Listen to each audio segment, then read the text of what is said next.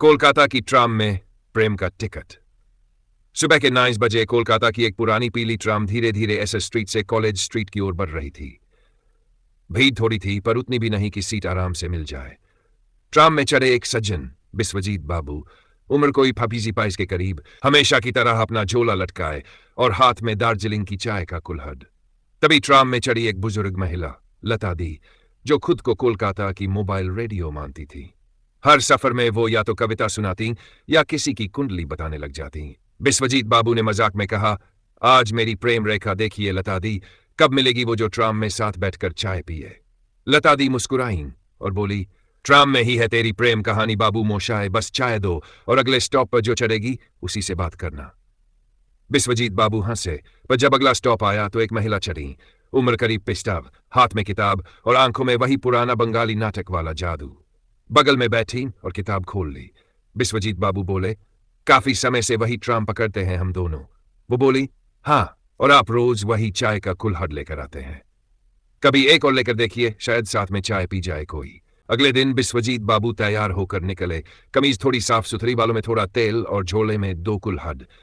Tram आई वही पुराने track की घरघराहट के साथ और बिस्वजीत बाबू अपनी आशा, अब उन्हें उस महिला का नाम पता चल गया था, आशा दी, की बगल वाली सीट रिजर्व करने की फिराक में बैठ गए।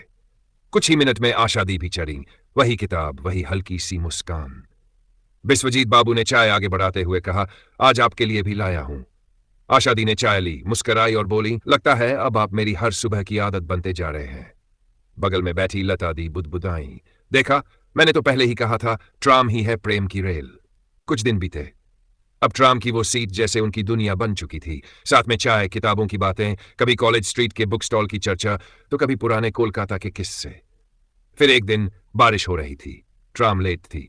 बिस्वजीत बाबू भीगते हुए आए, पर कुल्हड़ फिर भी संभाल कर लाए थे।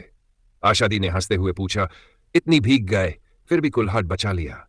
बिस्वजीत बाबू बोले, अगर चाय ना हो तो ट्राम अधूरी लगती है, और आप ना हो तो सुबह। उस दिन ट्राम की खिड़की के पास दोनों चुपचाप बैठे रहे। बाहर बारिश गिरती रही, अंदर 2 दिल धड़कते रहे। एक सुबह बिस्वजीत बाबू ट्राम में चढ़े, पर सीट पर आशा दी नजर नहीं आई। थोड़ा बेचैन हुए, सोचने लगे, क्या आज ट्राम मिस हो गई या फिर छुट्टी पर हैं।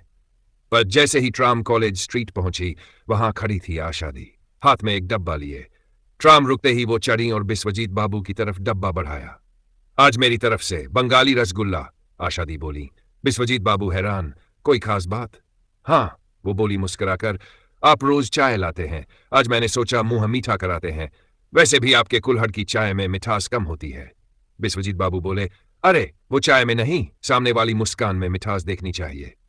इतना सुनना था कि पीछे बैठी लता दी ने जोर से कहा, लगता है इस ट्राम को अब शादी हॉल बना देना चाहिए। पूरी ट्राम हंसी से गूंज उठी और पहली बार ट्राम की घंटी से ज्यादा आवाज मुस्कानों की थी।